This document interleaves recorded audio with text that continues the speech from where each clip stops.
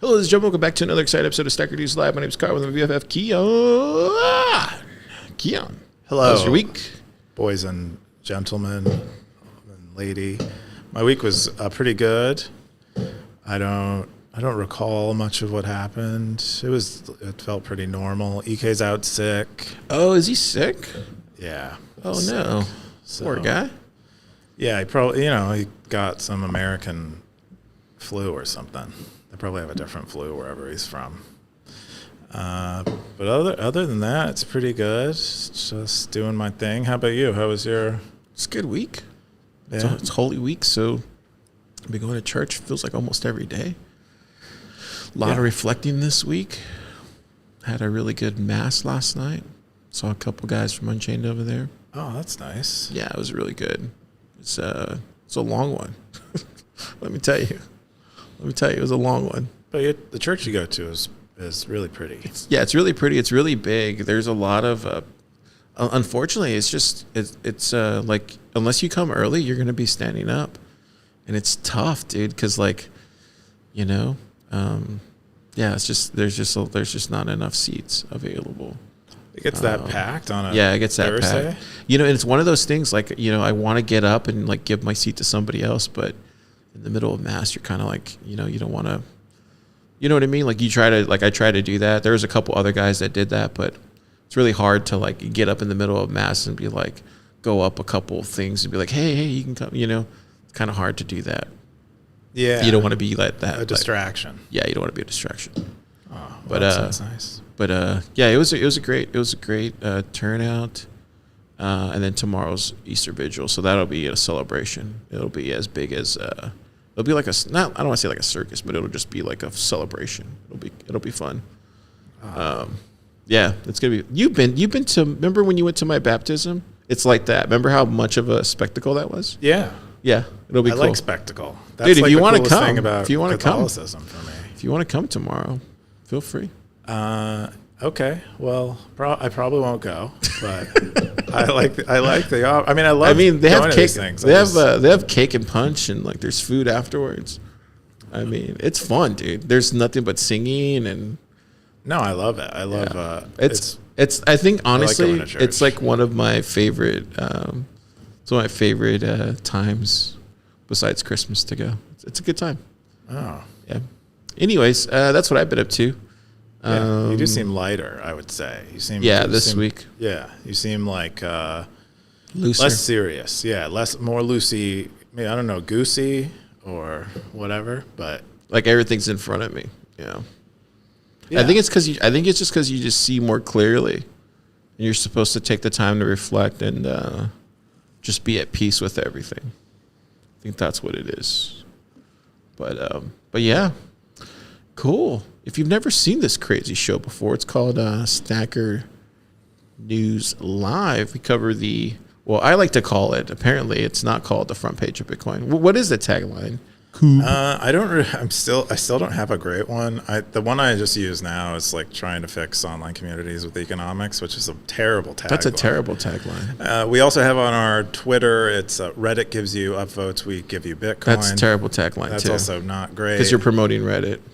It's not. That's what people think. I don't really think it's a promotion of Reddit. It is. Just mentioning them is not a promotion. It is. Because we're saying we're against it. It's the front page of Bitcoin. That's what I call it. If you want to see this show every week, head over to the YouTube channel, click on the Stacker.News channel, and then hit subscribe. Look, we have we just hit 350. Boom. There you go. Wow.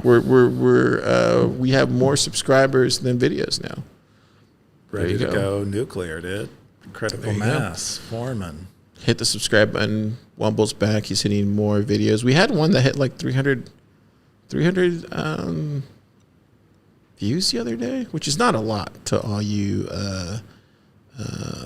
The dust attack one? No, there was one the other day. This thing's in my way here. Let me see. Okay, kind of recently. It was the Steve Jobs one. It was the I forget what it was. Book review did pretty good. Oh, it was the gaming one. It was when you went off on me about the gaming stuff. What gaming stuff did I go? You were telling me. I was asking you about oh yeah, it was this one.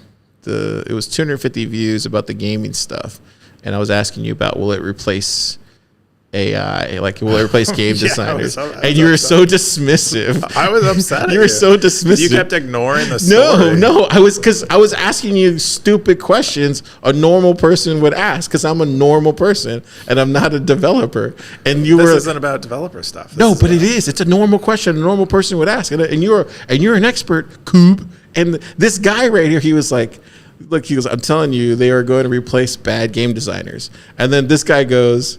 He was really mad at you. He goes, I know, he called me a sociopath. Yeah, he called you a sociopath. I just read it right there. I was like, damn. So that's what I'm trying to tell you. When I ask you these questions, it's because normal people want to know the answer. No, I was just saying in the context of what we're discussing. Inception.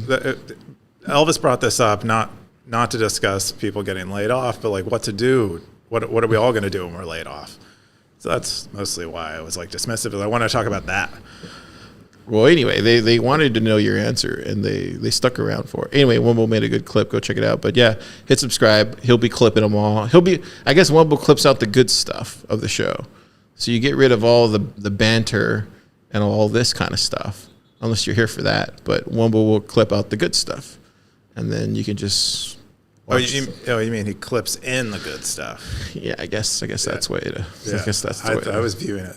Yeah, he clips in the good stuff. So if you just want to go and see like Phoenix Wallet stuff, where we just talk about the Phoenix Wallet stuff, then you'll just go watch that. Or if you want to hear Car pontificate about Trump, then you'll just go watch that. or hear Keyan talk about his love for Steve Jobs, then you'll just go hear about that. So yeah, hit subscribe on that, and then share it with a friend, or share it with the deep state whenever I talk about about me not staying in my lane, maybe. Fake. There you go. We're going to jump into the top posts. The number 5 top story of the week is, in case you haven't read, Harrison Bergeron by Kurt Vonnegut. This is from Pleb Poet, Books and Articles territory, April 15th. 6 comments, 550 sats. Keyan, what's this? Yeah, so I mean, I don't know how much to talk about this because I don't want to spoil it. But Kurt Vonnegut wrote Fahrenheit 451. I'm sure a bunch of other things, and some of these guys, when they're that good at science fiction, they tend to write a lot and write lots of good things. But this one in particular is about a world where everyone is equal, and so it gets into like how they're enforcing equality among unequal people, because we're all unequal in our own ways, and how they're doing that, and they do it in silly ways, and I don't want to spoil too much of it. How do they get to equality? I guess I can explain it, but spoiler alert. Yeah. The funniest part is like the very first paragraph. It talks about they get the equality is because they get to the 211th, 212th, and 213th amendments in the Constitution. Yeah, they handicap people. Yeah, that what they do. So like if you're, again, spoiler alert, if you're smart, what they do is they try to interrupt your thinking. One of the characters, George Bergeron, he has like an earpiece that makes a screech, like a really startling, upsetting noise every 20 seconds, so that he can't think longer than 20 seconds because he's smarter than the average person. Some people think this already exists. Oh, you mean what is it? It's like a sharp. The Havana effect. Oh, is that it? Well, like the Havana device or the Havana weapon. No, I wasn't thinking about that. You ever heard about that? Where they like people think, or the people exiting embassies have been like their brains have been microwaved. What is it called? I thought Havana syndrome. That's what it's called. Havana syndrome. I'm sure I'm spelling it wrong. Yeah. Refers to unexplained health experience of the United States government. Oh, wow. Dizziness. Yeah, I guess it does. Yeah, some people think it's a lot of, I think people think there's like a weapon that you can kind of, without, like not very invasively affect someone's cognitive abilities from a distance. Oh, I could totally see that being a weapon. Okay, anyway, let's go back. But Yeah, so his thinking gets interrupted by a sound device. And, if you're like very athletic, they have you like wear extra weight on your body, like just sacks of heavy things, so that you aren't more athletic than the average. If you're particularly attractive, they have you wear a mask that is ugly. If you have nice teeth, they make you wear like teeth things to cover your teeth and make them look bad. So when I read this, I just read this like 2 hours ago or an hour ago. I didn't understand the whole ballerina thing. Like, because the guy is like, he steps into the other room, he hears like a PSA from like the television set, and the guy who's like delivering the news, he can't deliver the news, so the ballerinas come in and deliver the news for him. I didn't understand that part. Oh, well, he was doing a broadcast over, like in the same, I guess, what do they call it? Set. Studio. Same studio as the ballerinas. And he has a speech impediment, which is part of why they made him an anchor, is that he can't really speak very well. So he's not showing off, but he couldn't say the words that he needed to say. So he handed the sheet to the ballerina, who said the words that he needed to say. That was really all that there is there, is like he couldn't do his job, which is like, yay, he can't do his job. He's average.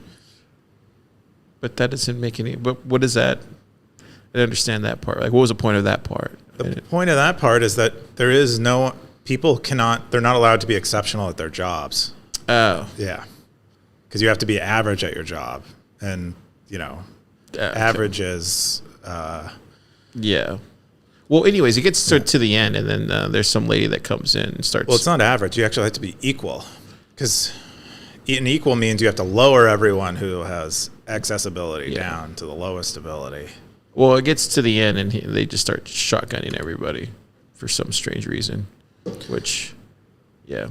Yeah, the story is named after a man who is like an Adonis. They compare him to Vonnegut compares him to Thor, or like a superior of Thor, and he's been so severely handicapped, and he's like tried to overthrow the government because he's been so severely handicapped, and he breaks out of jail, and then he comes onto the set of the ballerinas and declares that he's taking over the government. And anyway, I would just read the story. It's a great short story, and just kind of, it's like, satirical. Yeah. It's not that serious. It's kind of tongue in cheek, but it does paint a picture of, why equality of outcome is maybe not great. Yeah, we had the Stackers comment on it. 117 said, awesome short story. Those dancers always creep me out. Simple Stacker said, I've never read it, but I can tell from the opening sentence that it's going to be a banger. Undisciplined said, Vonnegut said that Diane Moon Glampers is the protagonist of this story. Yeah. Really? Yeah. And then she's the handicap general. Yeah. And then Bishop said the year was 2045 and everyone was finally financially equal. Oh, don't read this. This is like some AI slop. Oh, okay. I guess he's just trying to do like a Bitcoin angle on it, which is very possible. Very, very possible. Some people say, government's trying to handicap Bitcoin right now, Keyan, with all these stable coins. They're trying to handicap it? How? With all these stable coins. You think, how would it handicap Bitcoin? I think the biggest handicap to Bitcoin is making people think that custodial services and KYC and stuff is safe. I think that is the biggest is like making people complacent. Getting a lot of hash power in the United States because we're friendly to crypto, and then a new administration comes in and it flips the script, and now all of those lists on KYC that are reported to the government are now held in the government, and our technologies are sort of handicapped. Yeah, that's definitely because we haven't developed better self-sovereign tech, because we're just okay with custody. Yeah, that's actually true. Stuff. Yeah, that's definitely true.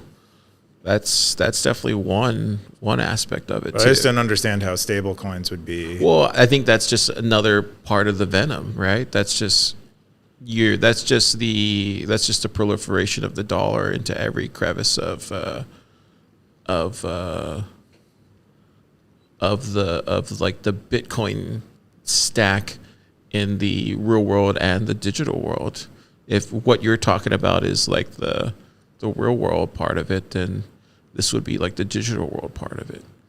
But it's trying to hook its fangs into it. But yeah, I think it also does another thing. It gets people. Me and Austin were talking about earlier, but it gets people addicted to that kind of like just that fiat type of mentality. And I'm not saying these are bad people or anything like that. I just think it's just. I think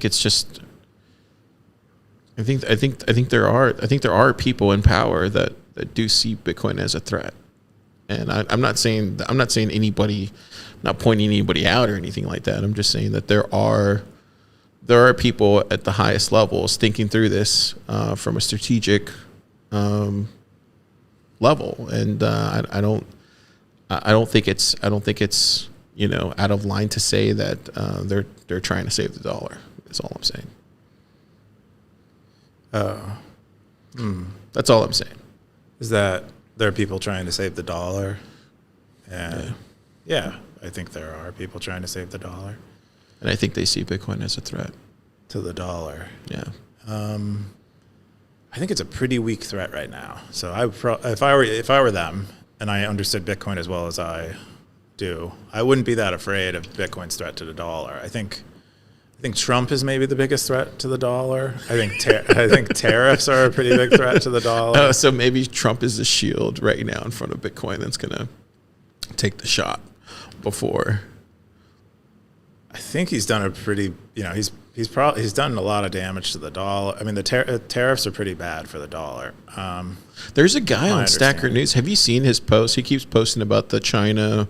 Oh, Solomon Satoshi. Yeah, have you seen that? He's a huge China bull. I would guess he's. I don't know if I got his name right. I know. I'm pretty sure I've heard of people muting him because they think he's a bot. Oh, is he a bot? Well, they think he's like a China bot. It's like he just keeps posting this on like everything. He's like, China has won the trade war and developed a CBDC and the protocol to enable cross-border payments with other nations via digital transfers. Talking about this Enbridge USC hegemony, or however you pronounce that. Trump recognizes this and is responding to shore up. Yeah, he's a big China bull. He says Bitcoin may well outlast the dollar, but it would need to escape the capture of narrative and regulatory pressures, which have, I said sounds bullish. Sounds incredibly bullish. I forget what we were talking about here. Oh yeah, they were talking about this week. Is dollar dominance good for the U.S.? I remember there's someone, when I first met, I went to a Thank God for Bitcoin dinner, and I met someone, and I was talking to them about like China having the world's reserve currency, and this was years ago, and they were like, China doesn't want to be the world reserve currency because it has this trade-off of you having this trade imbalance or trade deficits, and that would completely disrupt their economy. So they don't want to be the world reserve currency. It's to their advantage to not be. And so that's what in effect the tariffs do, is kind of remove us from being the world reserve currency. What does it get replaced with? I don't know. Or, to somehow stable coins fix the Triffin dilemma. I don't know. I'm not an economist. I don't really think about these things too much, but I do. There's enough economists on Stacker.News that I get. I think they're screwed, to be honest. I think they painted them. I think they've kind of put themselves into they've kind of boxed themselves into a hole, or into a how do you say? What's that saying? They boxed themselves into a hole. They've dug themselves into a hole. There you go. I think Bitcoin wins, personally, but I think it's a good time to be holding some Bitcoin. You should probably get some if you haven't gotten some yet. Anyways, good post by Blood Poet. not a lot of people are thinking about this, but it got me thinking about a lot of this kind of stuff, dollar stuff, Bitcoin stuff. I don't know if that was her intention, but I'm not sure what her intention was. What do you think her intention was? I think they're definitely not her intention. I believe she was probably just looking to share a story that they liked. Maybe they were thinking about equality a lot. But, and it has dancing in it. And, yeah. Oh, she was probably a ballerina at one point. Maybe that makes sense. As most. Oh, we were taking it to a whole other extreme, like Bitcoiners do. All right, cool. The number 4 top story of the week is how do you get through the hard times? This is from Aardvark, 25 comments, 1,758 cents. Ask SN territory. Keyan, what's this? Yeah, Aardvark's grandmother had a stroke, and their best friend of 24 years committed suicide, and, which is rough. And he's asking how people deal with it. He said he's not feeling too bad about it. Or not, doesn't have visible signs of distress, I guess, or anything like that. But, doesn't feel great either. I would guess he's probably just, the type of emotional processor where it doesn't really show up immediately and on the surface. If he's anything like me at all.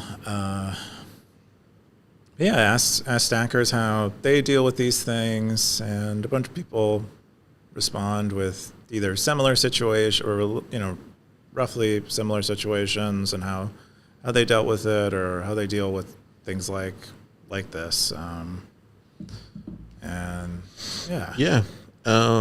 We had Siggy says, I'm very sorry to hear that. In my experience, just do what gives you comfort during these times without judgment. For me, sometimes I experience a delayed reaction when I don't expect it. You said, not a recommendation, but I usually just work more. There are things that are uncontrollable, and especially when I can't accept that. I channel my frustrations into problems I can control over more. Crypto Sensei say, I'm sorry to hear that. I think sitting down and being exceptionally lazy is fine coping mechanism. Allow those emotions to sit with you. Hardrich said, I know some folks shouldn't handle firearms when sad, but after I lost my brother / best friend, I found that going to a shooting range made me feel like I had some kind of power or control. I only did it a few times, but I remember feeling nice. Discipline said, that's horrible. I'm so sorry. The best I can offer is distracting yourself with a small routine task. Great Ruse said, oh man, sorry to hear that. Both accounts. I was wondering why you weren't around much. I don't have very much good advice for you other than to try to find something you're grateful for and focus on that and put one foot in front of the other. Gosh. Yeah. Really sad. On a lighter note, Aardvark was on Real Bitcoin Dogs podcast. Yeah. And he's a funny guy, dude.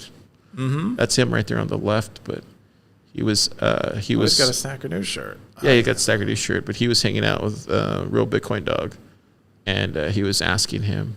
I don't think you can hear it on the thing, but he was asking him about the Time magazine thing.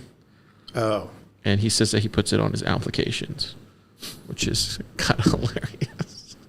That's pretty funny. And then Real Bitcoin Dog asked him, like, he goes, so am I also Time magazine Man of the Year that year? And he's like, yeah, you might be.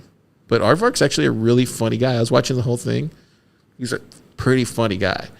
Mm-hmm. And Real Bitcoin Dog, he actually has a really funny intro too. Look at the way he does the intro here. Let me see if he does it. Yeah, look how he does the intro. Let me see if he does it. Maybe I'm fast forwarding it. He doesn't. You gotta watch it. Hang on, let me see if he does it. Nah. Anyway, he has a funny intro. You should watch the show. It's a good show. He interviews snackers. Very cool. Yeah, they're pretty cool guys, dude. They're just like regular dudes like us. Coob. Yeah. He brings you up several times. Oh. Yeah. But he has Stacker.News.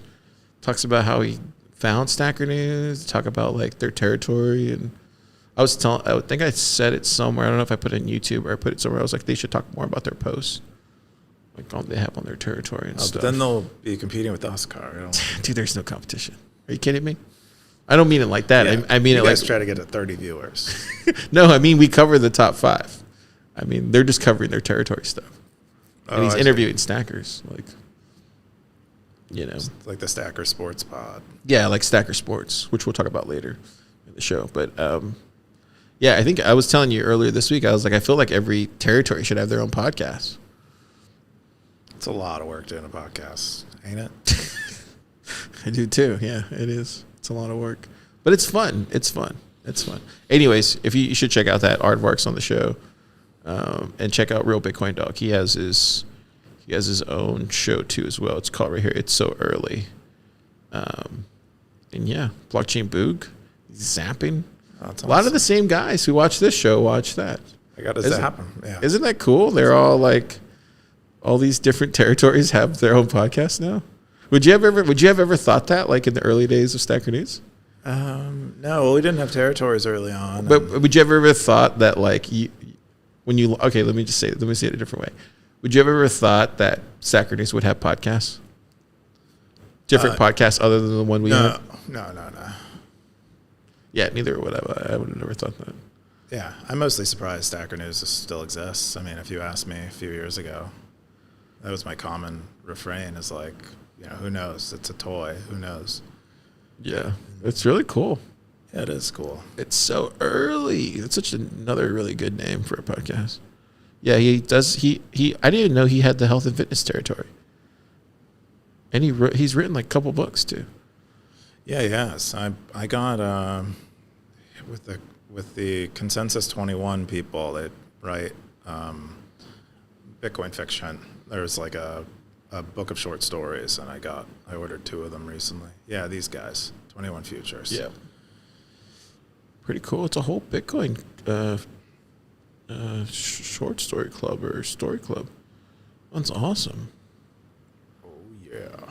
What do they have, like submissions, or they Yeah. should do like a story, like AMA story or something, An AMA story. or like an AMA. Try to get in one of these books. Bitcoin bookshop.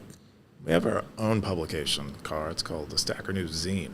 Oh yeah, this is cool. Wait, so when you shop, do they just sell these? Oh wait, so visit the store. So when you go to the store, I think they're all like the same. Oh, Bitcoin bookshop. Oh wow, dude, that's amazing. It's So the who does the same. publishing? I think on the other site they do like self-publishing, Oh, cool. and then the Bitcoin bookshop, I think they're like a bookstore where they resell a bunch of Oh, cool. things from a variety of publishers. Dude, that's awesome. Look at that. Is my guess. You should write the Stacker.News story. Should write Stacker.News what? The story of Stacker.News.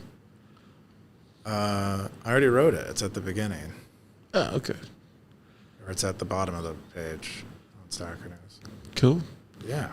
Let's jump into the number 3 top story. Is someone tried to scam me on RoboSats? Didn't we just have this last week?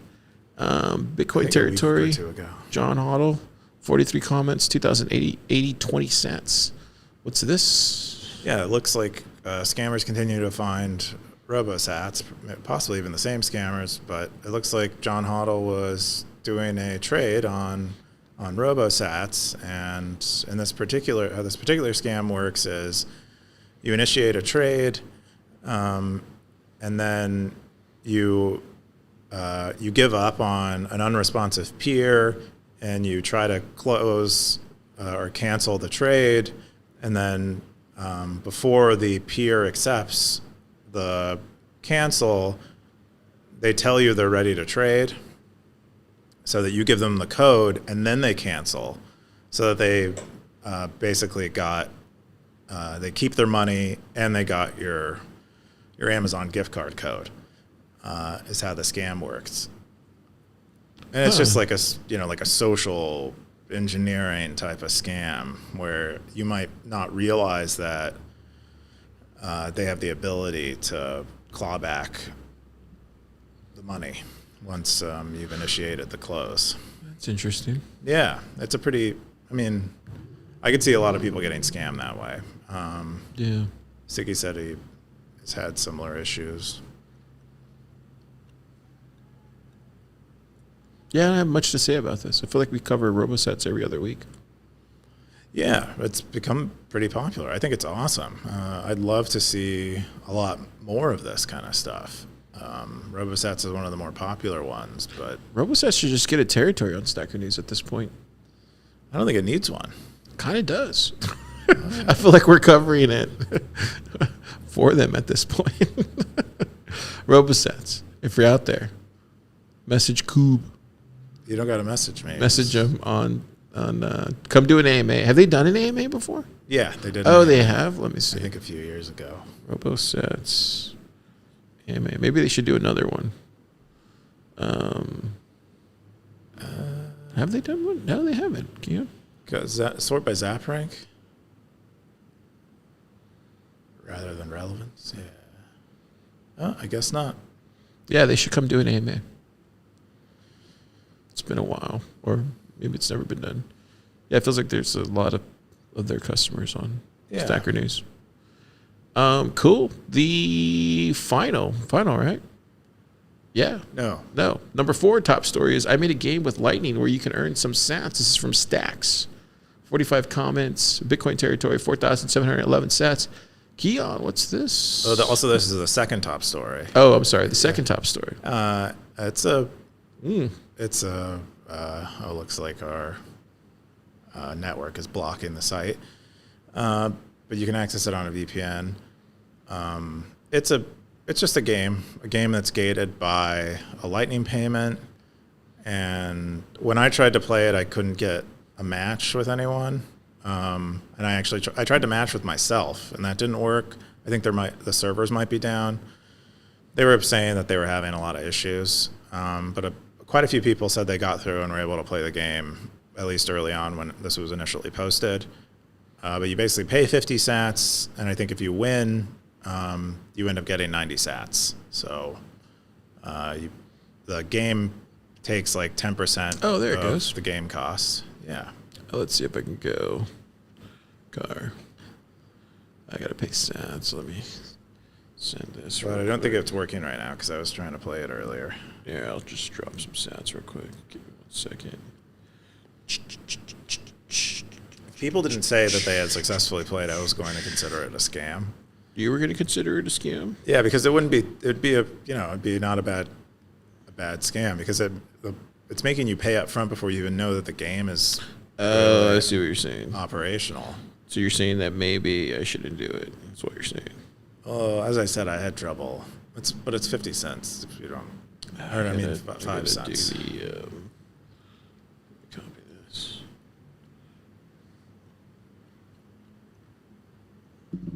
Anyway. Let's see if this works. Waiting. Oh, hey, is there anyone? Jump in there. Can you jump in or no? I did it earlier. Let me see if it's still up. I think I closed out of it. We won't be able to play. Why not? I tried it earlier. All right, I'll try it again. See if you can go there. Or somebody else watch it from home. Just for you. I'll try it again. Yeah.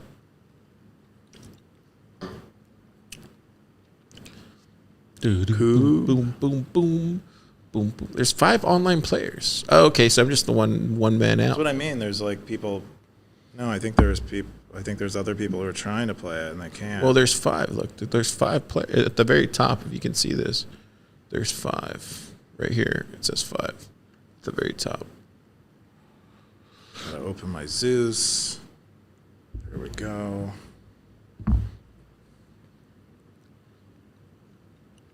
Sounds fun.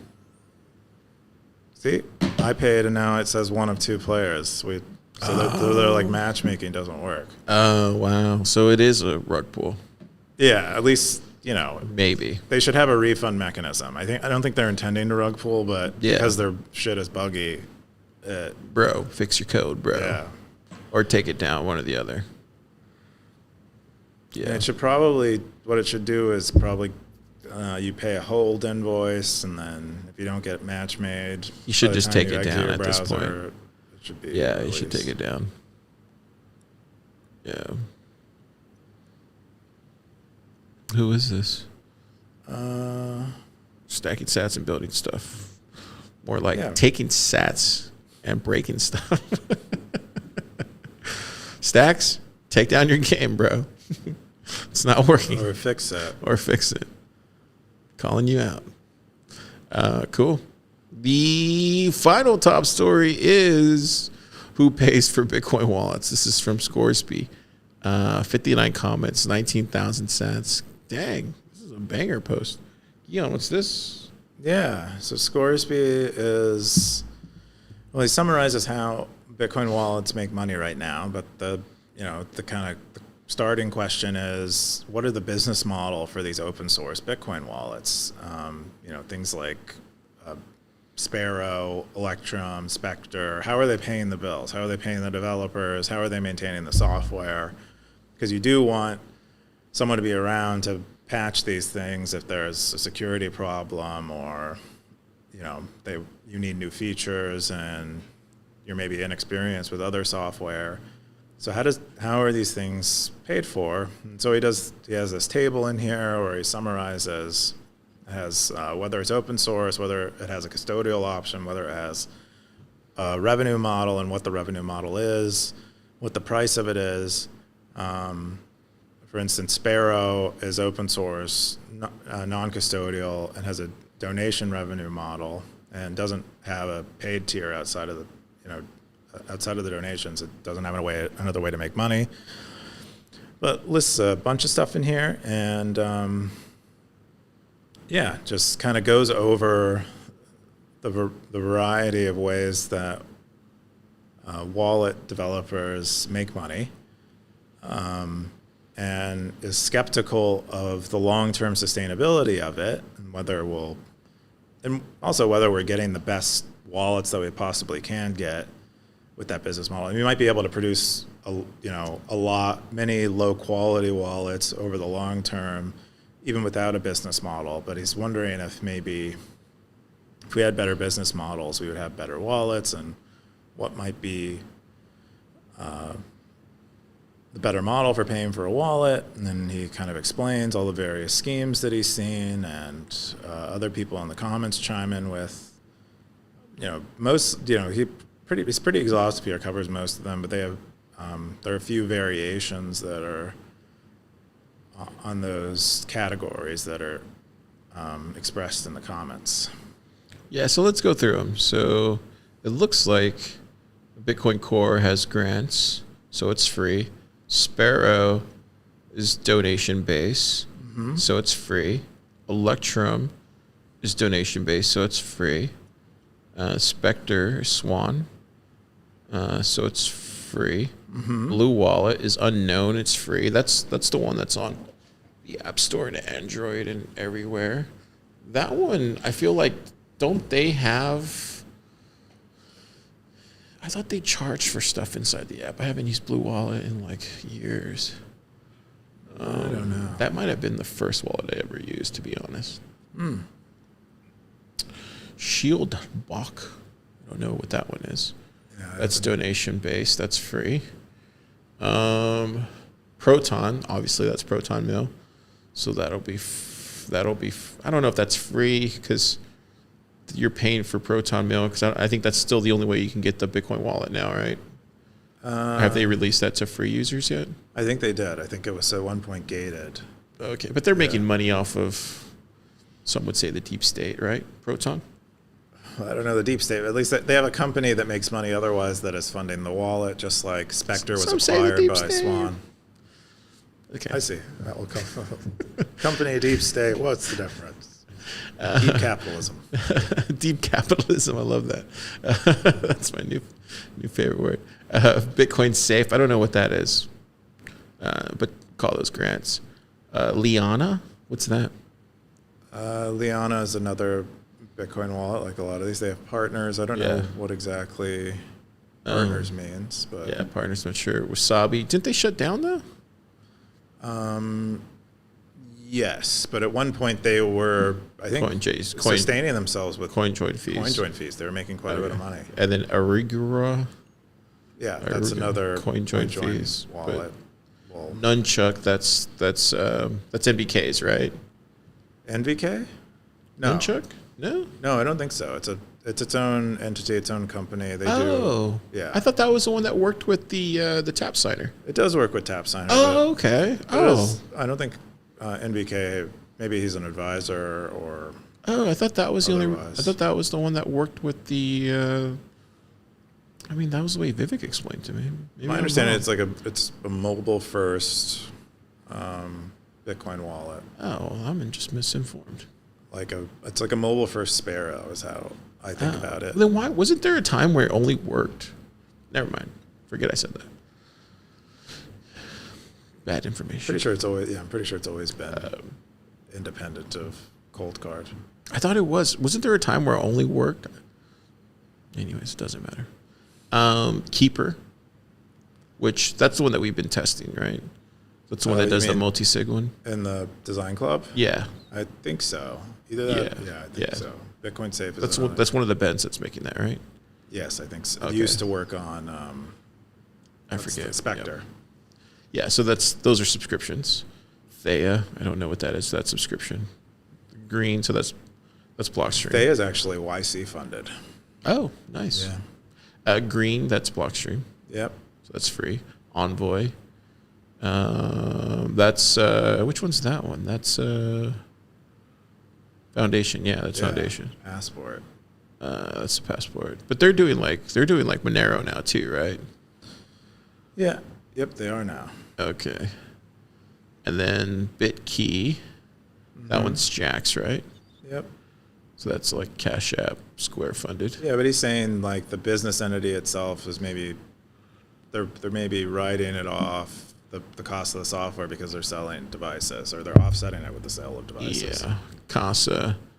So their subscription, AnchorWatch subscription, Unchained subscription, River fees spread.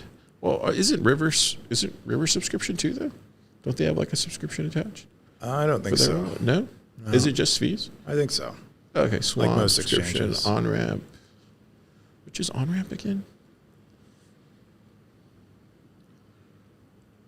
Oh yeah, OnRamp's it's like Casa and Unchained. Unchained, yeah, there's like a bajillion of these now. Okay. So software is a relationship. It's better to be a customer. So how do Bitcoin wallets make money? So he's not talking about Lightning. He's just talking about like on-chain stuff, it sounds like.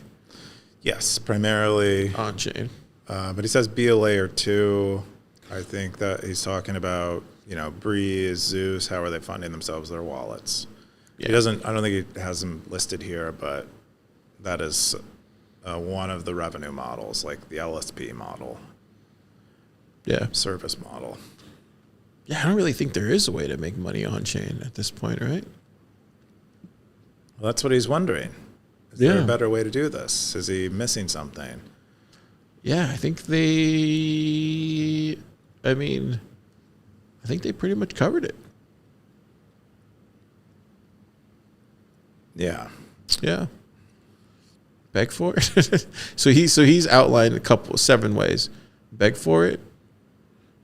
Do the freemium subscription thing. Sell a device. Be a custodian. Take commission. Be a layer 2. Just sell your software. Is it a problem? Be a layer 2 seems to be working and then he says here, taking a cut of Lightning or some other layer 2 action does make sense. There certainly are a lot of wallets that are trying this. Zeus, Phoenix, Breez, Blitz, Zebedee. Didn't include any of them in the above table because none of them have a really great solution for cold storage, at least that I'm aware of. All layer 2s on Bitcoin require hotkeys. That's not exactly the same kind of wallet you want to trust your life savings. What do you think about all this, Scoob? I think it's a great question. I think it's possible that all these companies are missing something, and there's a way to maybe sustain development of wallet software in a way that no one else has done yet. But I agree with. I think it's a great question, and I think it's possible we can do better. So, but it does. Donations seem to work really well for a period of time, and then eventually the developer gets, maybe exhausted, burned out from doing the donation model, and they and they're only earning it from donations. No one's really like a paying customer, really. So maybe they don't have such an obligation, a commitment. So that's maybe not great. I mean, yeah, I think I can bring up some stuff, but it'll probably piss people off. Like what? I mean, you can sell. I mean, you can sell through compliance, right? I mean, there's a lot of Bitcoin companies behind the scenes that are selling data and all sorts of stuff to agencies and governments that we don't talk about. So that's one way to make revenue.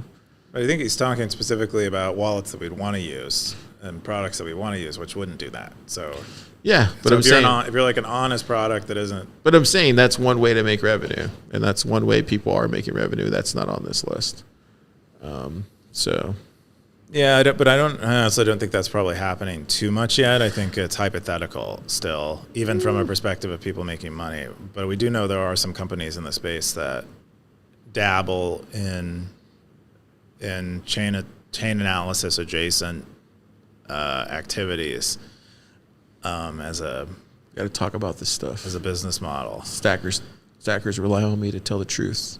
Well, we do talk. I mean, these things do get talked about pretty frequently. You muted a lot of people. What? What did you say?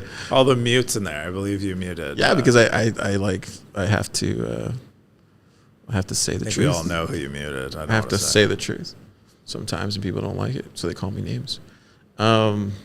Anyways, but yeah, I think this is a good discussion. Good on Scoresby for posting this, but I don't know. I don't know where we go from this. I think there's still a long way. I think this battle's still a long way from getting settled.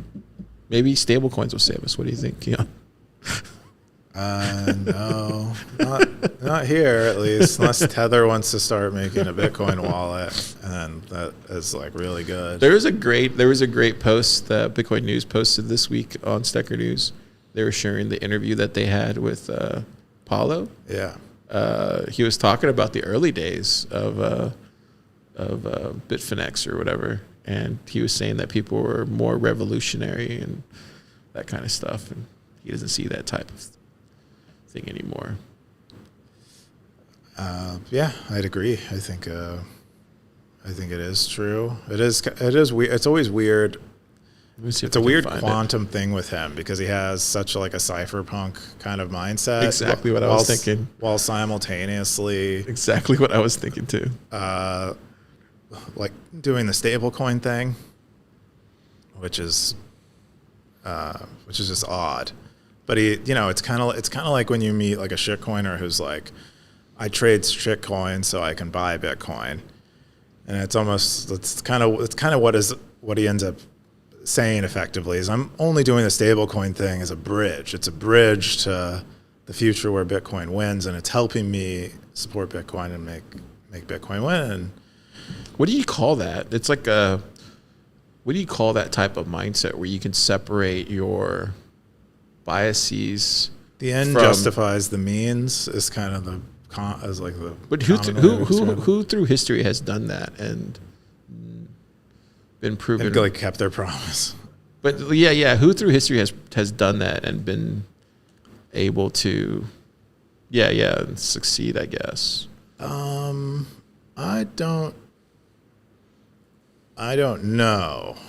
I don't know of a great metaphor for that where someone is doing something that they is sort of like against their principles in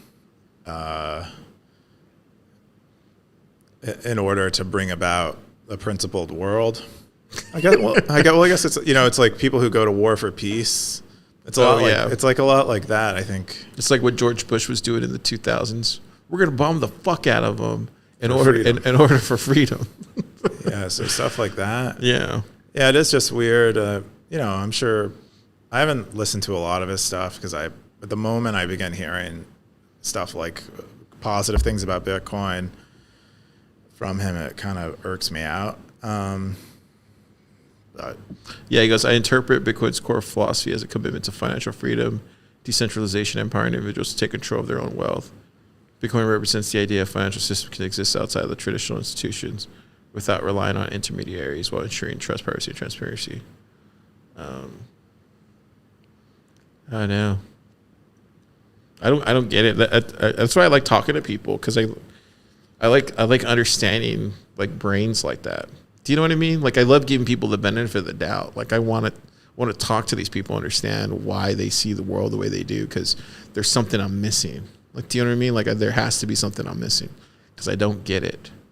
Like, where am I missing that? Like there's this like thing here, and then there's where I'm at, and I'm like trying to understand, like, how do I make that jump to understand what they're like, where is that missing thing? Because I can't be the only one that's like. Well, I think I would probably describe it as people who are very against stablecoins are maybe more ideological than they are pragmatic. And people who are into stablecoins are quite pragmatic, and they just see stablecoins being popular, so they want to be part of what's popular, and it's at least not as much of a fiat as at least not. It's an accepted scam. It's like a scam at the level we all live in, and we kind of accept. So it's somehow okay to like build into that scam. Is I think mostly how that works. It kind of reminds me of when the Biden administration wanted to drop nukes on Russia. That's what it was like. Yeah, we'll just drop nukes everywhere. It's kind of like that. I don't know much about that. We're getting into it. We're swerving out of our lane. I'm just kidding. Yeah, but there are a lot of cool people that work with Tether. Yeah, they're great. I'm more talking about the ideas. Weird. More talking about the ideas on the edge and the ideas around it. I'm not complaining about the people or the. Yeah, I'm not trying to disregard the person or anything like that. There's some strong Bitcoiners like John Carvalho. Yeah, I love these people. These are people that I actually, go to bat for. But I'm more talking about the ideas and about the understanding of it all. This is what makes Bitcoiners the greatest people on earth, is because we can argue these ideas and we can go head to head on it. Cool. So let's jump into Meta now. That was all the top stories of the week. We're going to jump into Meta. Keyan, you released some gun and horse. This is just small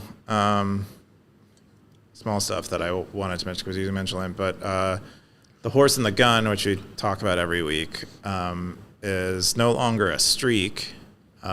Instead, it's either you have basically indicate whether you have wallets attached. So we're going to bend the knee. Yes, I guess. But they'll indicate to you whether someone has a wallet attached, and you can transact on real sats. All of a sudden, I got a horsey now. See when I understand what a horse. So we know Car wants to receive sats. See now when I understand. See what happens when I understand what a horse and a hat is, and all of a sudden I get it. See how that works, Coop? Well, you don't understand what a hat is yet because it's not expressed in this post. 6 days turns out. 6 days. Congratulations. Can't receive sats. Anyway, there's other small stuff like that, but that's kind of the path. Eventually, your horse will get sick if your receiving wallet can't receive sats. We'll send you a notification your horse is sick, or your horse has died, or what's your gun device is sync enabled? What's that? Device sync enabled.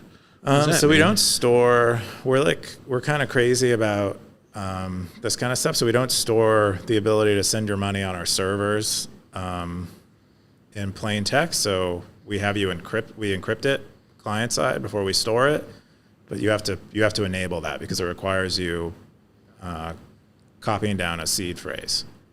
So say that again slower.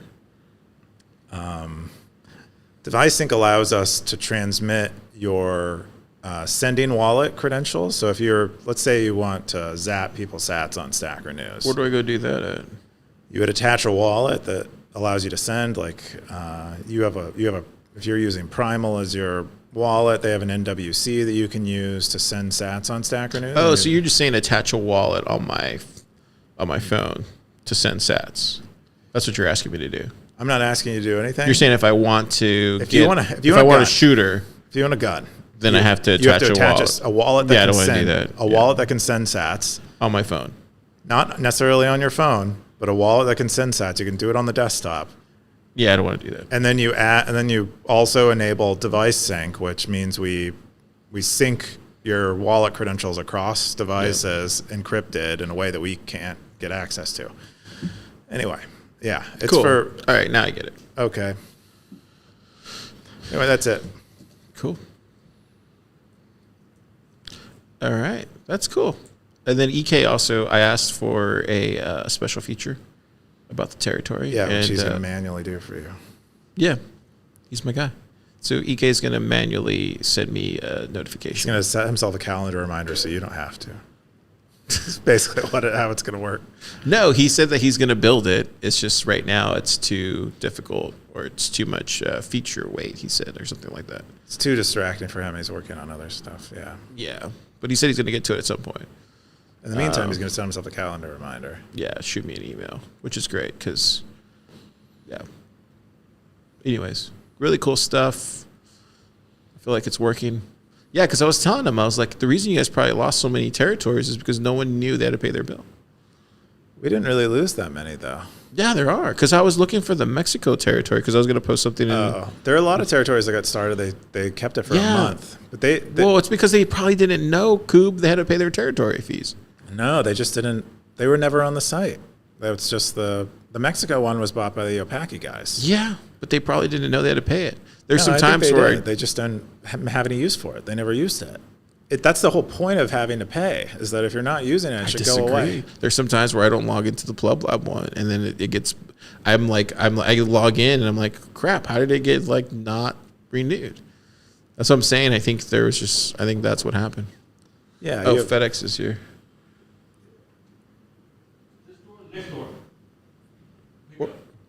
Oh, not this one. Next one.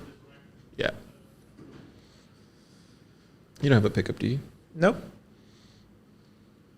Anyways, cool. We're going to jump into your other post you had. What would you do with 50 Bitcoin? Yeah, so Siggy asked this question. It was the sixth top story. And so you were gifted 100 Bitcoin.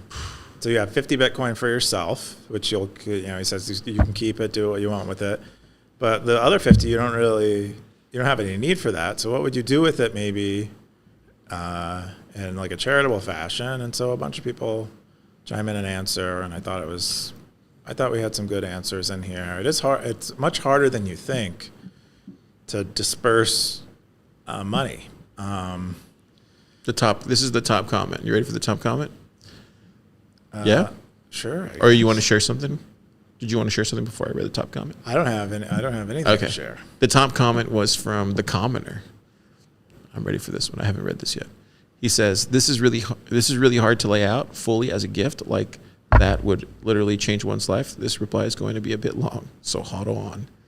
I think it's important to note that I believe that deep down the rabbit hole of Bitcoin, we are all looking for ways to constantly provide value to others through either exchanging our Bitcoin with people or providing value to others in exchange for their Bitcoin.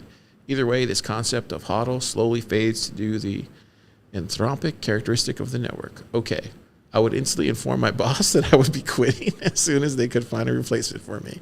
Second, I would then begin the process of setting up a nonprofit organization that's first focus would be to purchase apartment buildings and immediately transform them to run my version of Bitcoin, which is everyone pays a split amount of Bitcoin fiat, and the fiat is paid equal to fiat needs of property, and the Bitcoin is paid is equal to the profit that the property would otherwise realize.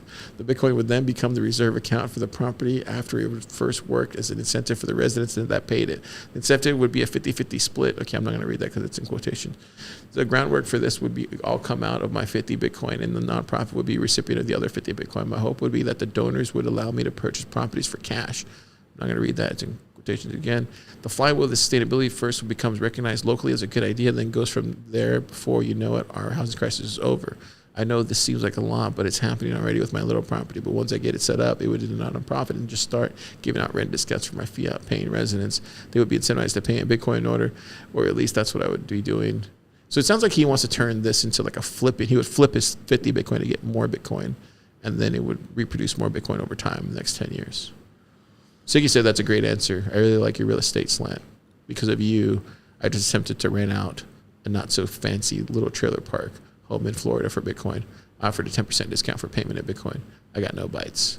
I even attempted to convince some people that I would be really easy if they wanted to use Cash App. It didn't work. They all thought I was scamming them. Oh, that makes sense. Probably. Siggy should just try like using Zaprite, see if that works. Give them the option, but like in a subtle way. Oh, yeah, but I think the idea is to maybe only accept Bitcoin. That would be the real move that you probably want. I think that's what the commoner does. Discipline says, man, I remember having a dream that I had been gifted 4 Bitcoin and it caused me to panic about my security setup. I'm sure the first thing I'd spend all my time on is a storage situation I was comfortable with for that quantity. Gray Ruby said, not sure, but at 1 Bitcoin would hit the rewards pool today. That's way too much. Elvis Mercury said, I tried to get at this a few times too. Usually what would Sailor could do. Nothing else. 0x Bitcoiner said, no doubt I buy a small farm. EK he roped me into this post because I really don't like talking about this kind of stuff. I think it's just kind of pointless, you know?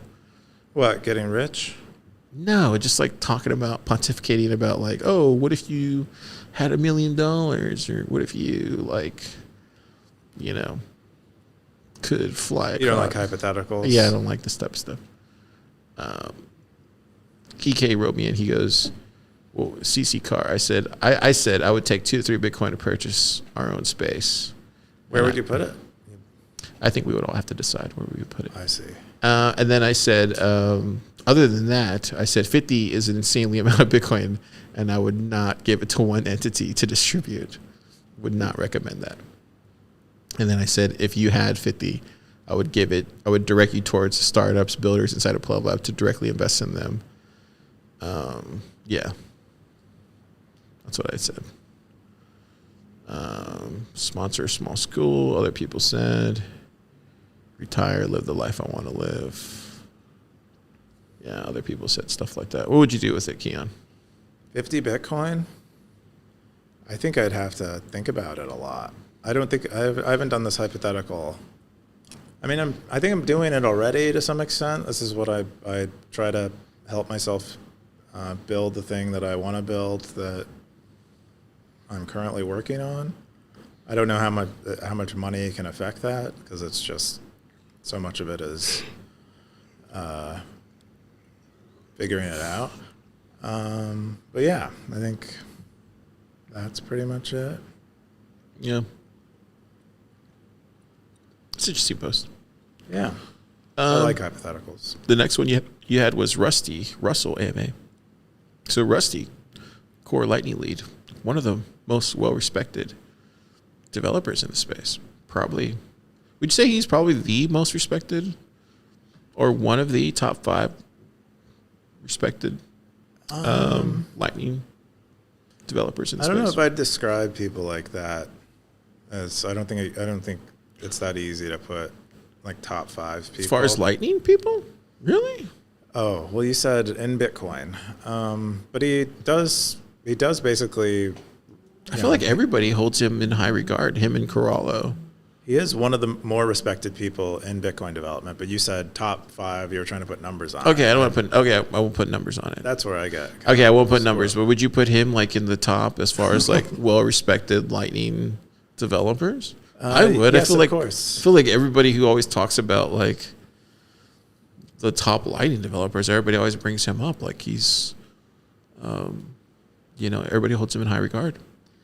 Yeah, he was. I think the first Lightning. He was developed the first Lightning implementation. I think Core Lightning was the first Lightning implementation, and then he's still leading Core Lightning.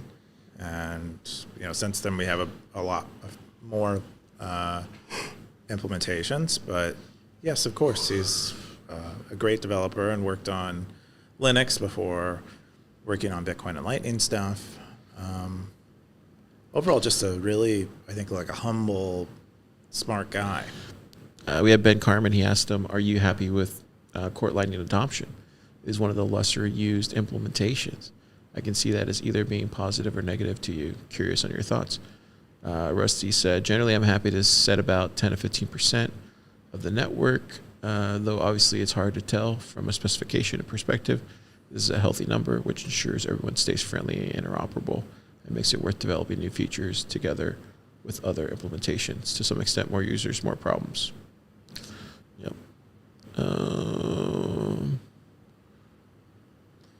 Yeah. Yeah, I think there's a lot of great questions in here, and he gives really good, thoughtful answers. I highly recommend reading through it if you're curious about FOSS development from really an OG Bitcoiner to many of us Bitcoiners, an OG Bitcoin developer. Yeah. Hopefully we'll see him back. He joined or at least tried it out very early. He was I bet he came on for Lisa's AMA.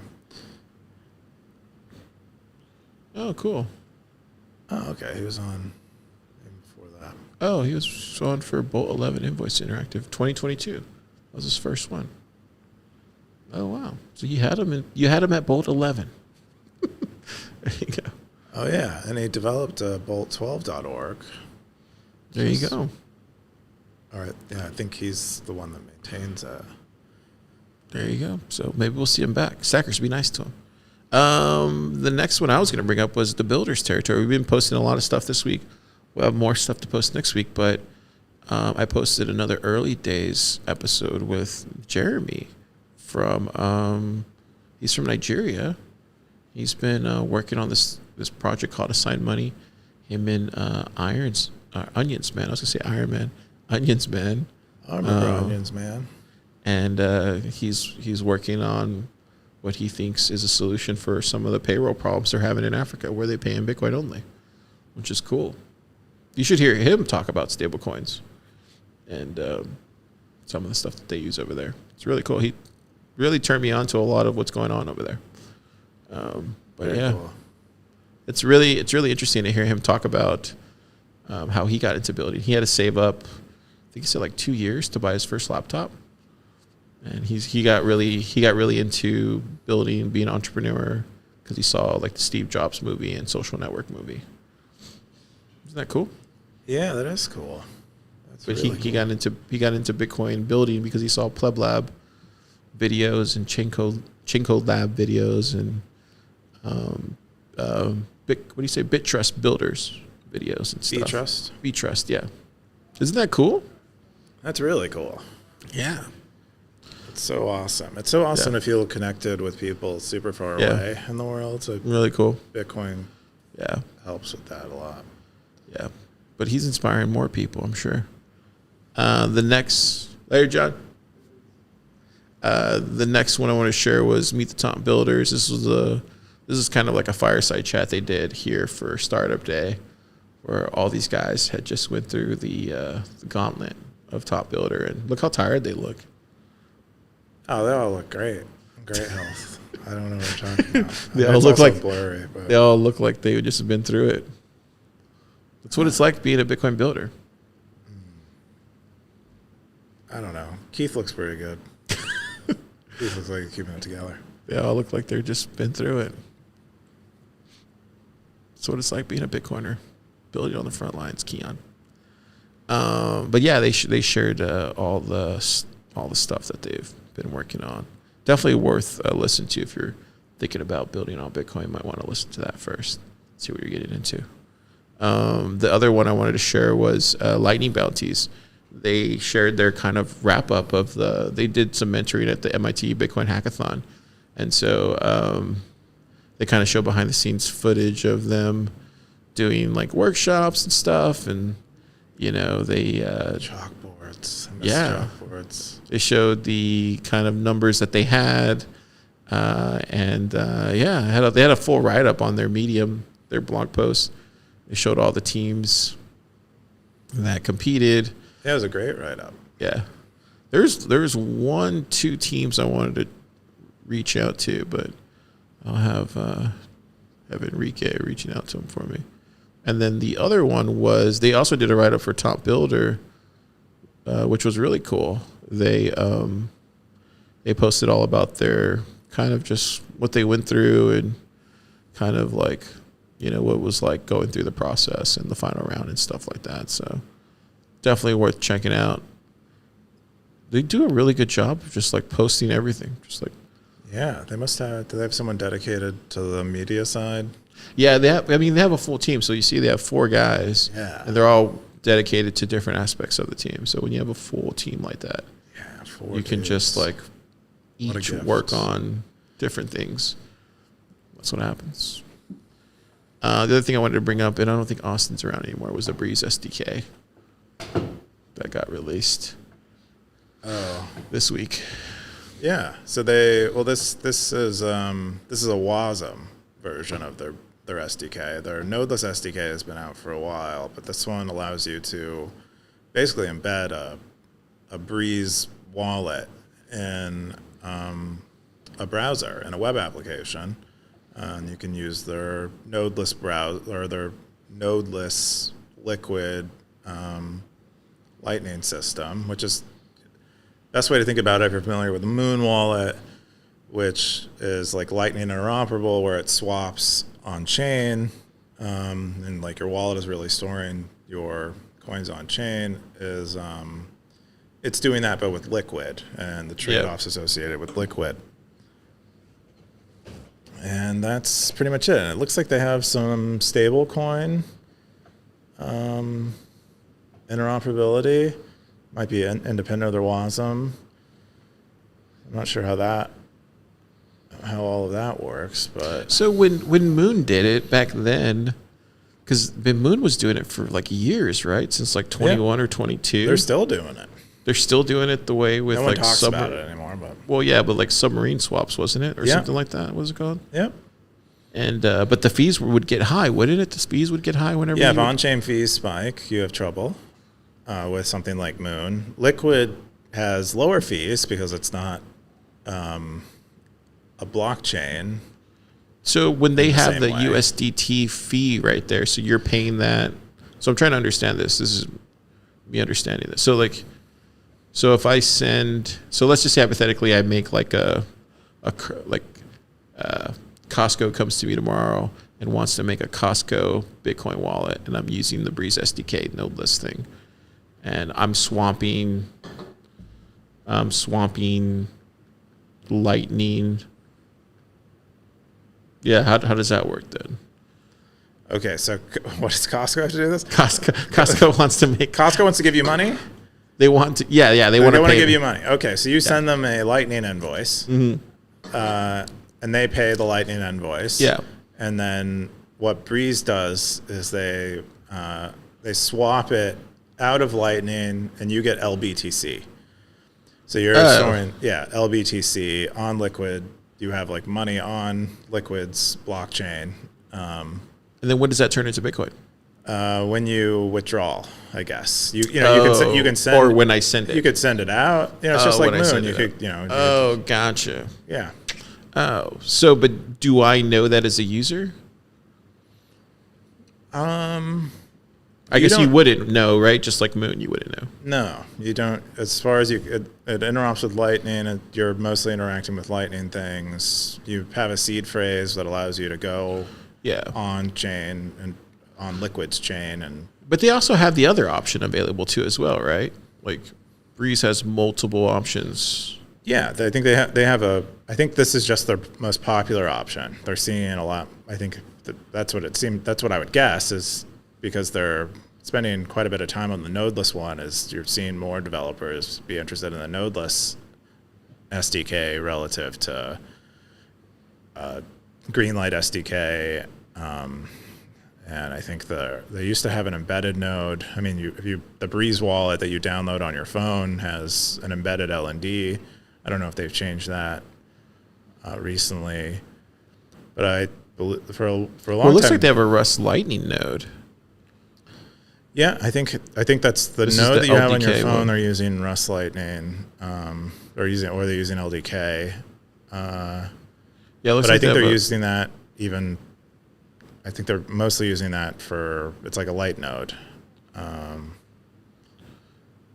But I actually don't know a whole lot of what's going on there, so I'm kind of just Shooting from the hip. Yeah. Talking out of my other hole. So it looks like they have Misty Breeze. Yeah, so this is like their Moon wallet that is on Liquid, and so maybe a better comparison would be like Aqua Wallet, but has Lightning. I think Aqua Wallet might even have Lightning too, but this uses their SDK, their Nodeless SDK. They basically built a product. They like dog fooded their product and built a wallet with it. So they have a Liquid implementation. That's the Nodeless one. That's the one that we just talked about. And then they have a native Greenlight implementation. Yeah. And the Greenlight one is you actually have a Lightning node running in the cloud, but you hold the keys on your device, and so that's the one that got released like a year ago when we talked about it on the show. Yeah. Right? Okay. Yeah. Yeah, okay, so here's how it works. Okay. So because the reason I bring this up is because we get here in the comments and Darthcoin's talking shit. But this is where like Darthcoin, to their credit, they are explaining it all in the technical documentation, Darthcoin. This is kind of what me and Austin were talking about earlier. It's like this is the difference between a lot of like how I think, and this is just me not like just talking about it. Like I feel like this is where like a company like Breez explains all this correctly from the beginning. Yeah, the documentation is pretty explicit. I think people do have issues with the marketing. I mean, this is pretty clear though. Like what's going on? It's like Liquid, Bolts, Lightning Network, right? Like, and then you get into Greenlight. It's like Signer, Greenlight, LSB node, like it's or Lightning Network. It's pretty. I mean, as a pleb, somebody who doesn't understand this at a technical level, like the way you guys do, it's pretty obvious to me what's going on here. That's all I'm saying. Yeah, I mean, I understood since they first started talking about their Nodeless implementation. I understood that it had Liquid backing it up, but maybe for a pleb, they don't understand. They don't know the difference. Like a lot of. I've been told that some people don't know the difference between custodial and non-custodial still, and so maybe it is literally right here. Pretty confusing. I don't know. I mean, I'm not one with the complaints about it, but I'm trying to inhabit their frame of mind. But no, it just goes to what Darth was saying. Right? Like they're not. What I'm saying here is like they're not trying to fool you, Darth. They're literally saying it. They're not trying to hide it either. It's literally here in their documentation.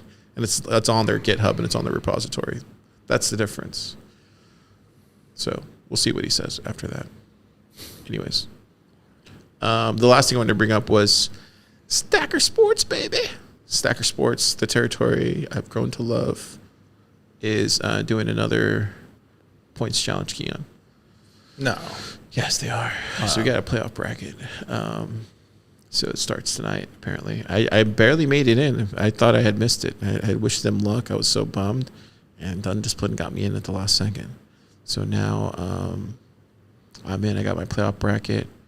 I think I'm in. Yeah, so let me see if I can I still log in here? Let's see if I can't log in. Okay, I must be logged in on my phone. But anyway, it's happening. It's happening. I got Cavs Lakers finals. That's what I got. I'm playing it safe because I did the NCAA thing, and I was playing it too crazy. Fast and loose. Now I'm just gonna play it very conservative. Cavs Lakers. Play it super conservative. That's what I got. Well, we'll see how it goes. Yeah. Anyways, but Stacker Sports, man. This territory, I'm telling you. What do you think about their territory? I know I ask you all the time, but it's doing good. I think it's cool. I like that that it exists. I don't know. I like that other people like it. It's taking off. It's really becoming a thing. It's a popular podcast now too. I mean, that's great. I think I think good things I are was great.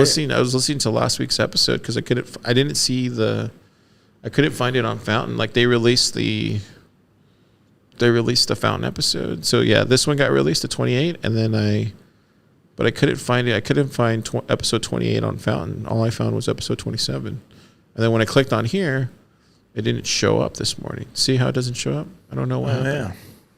Yeah, so I kept hitting refresh and it wasn't showing up. So I was like, So I was listening to the one from last Might week. be a bug or something. Yeah, I don't know. I don't know what they're using for their distribution, but look, that's their headline: a podcast for a listener with low expectations. That's from a non-stacker. Anyways, it's a good show. You should check it out. Stacker Sports Pod. Anyways, have you gone on the show yet? You need to go on the show.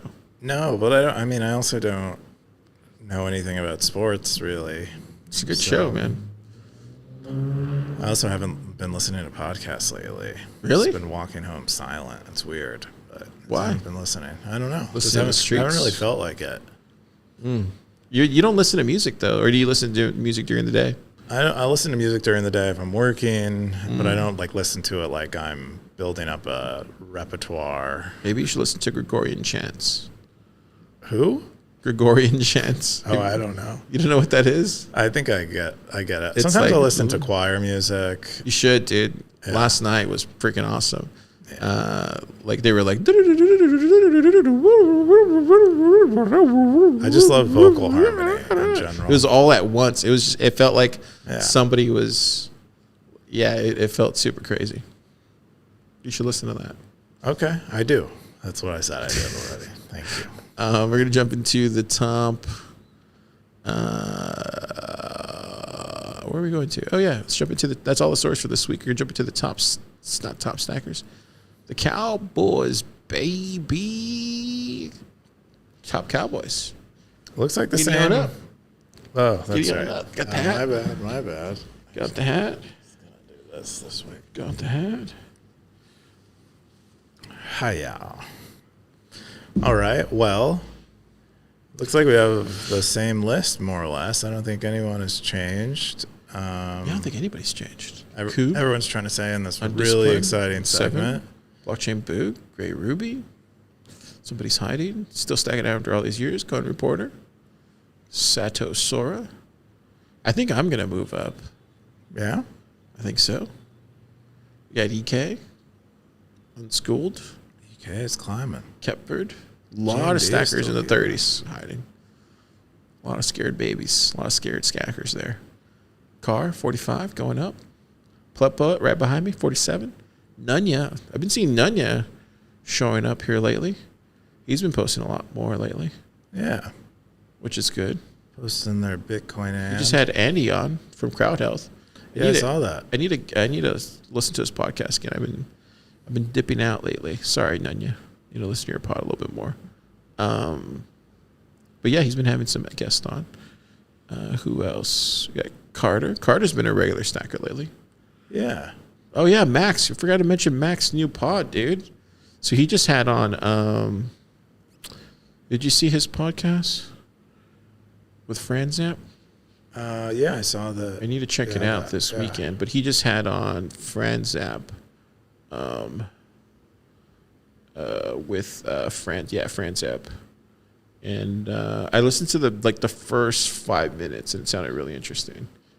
But they're talking about this whole new future of Web of Trust, Oster and stuff. So should be good.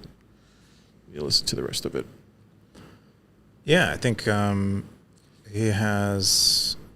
What is he doing? He did the Zap store, and then I think he's also working on. I think he just got a grant from OpenSats to do. I think they call it Vertex Lab, where they do Web of Trust DVMs,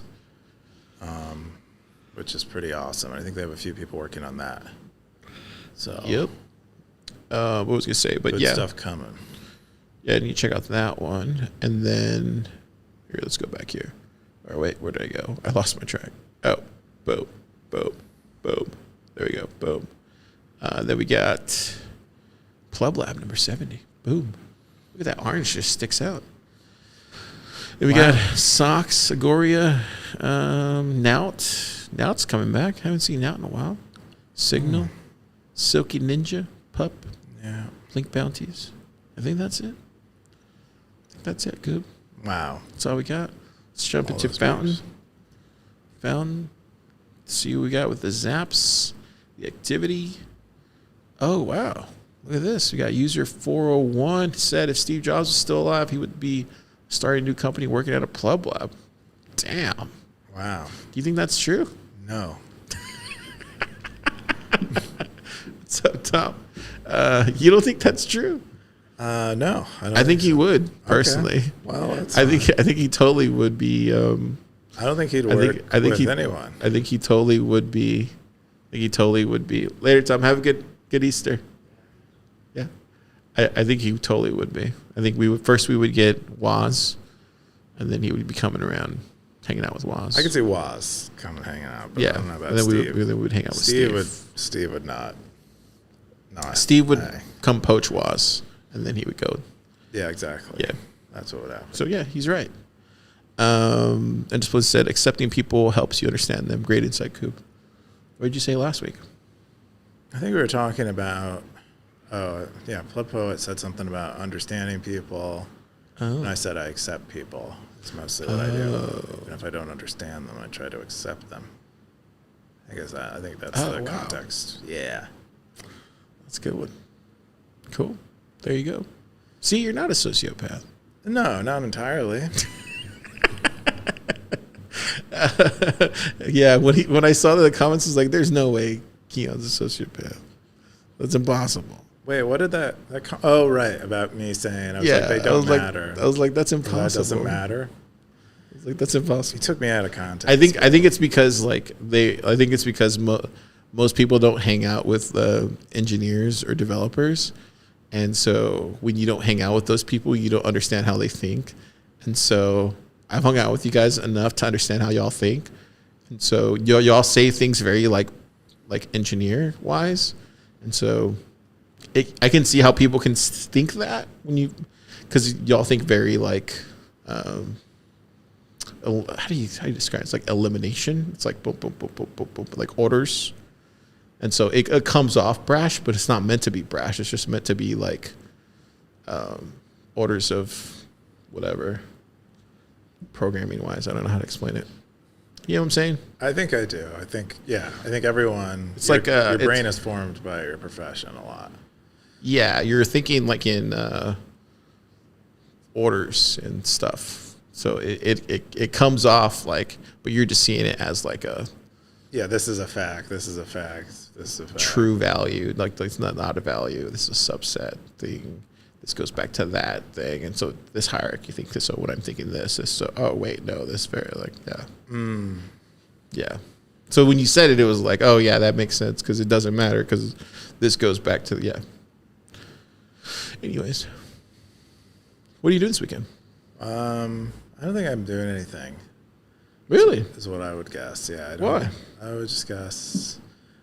I don't think I have any. I'm pretty sure I don't have any plans. I'll probably just be working. I've been doing like a refactor that I'm enjoying. It's getting to the point where I'm enjoying it. It was painful at first, so I'm enjoying that. But otherwise, just normal stuff. How about you? We're doing oh man, Twitter doesn't come up. It's down finally. We killed the beast. Oh no, I guess it is up. We're doing a workshop tomorrow. Yeah, we're doing a Ben Carmen workshop tomorrow. Oh, this is tomorrow, huh? Yeah, we're doing it tomorrow at 12.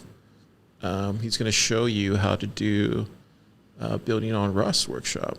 So he's going to show you how to build a Rust wallet with LDK node. I think I'm going to give it a shot. How hard can it be? Like, seriously. It's just Rust. It's probably easy, dude. It's probably easy. I mean, you're doing LDK, right? Like, yeah, it's just LDK, bro. it's just LDK. I mean, like, seriously. 3 letters. I mean, come on. Yeah.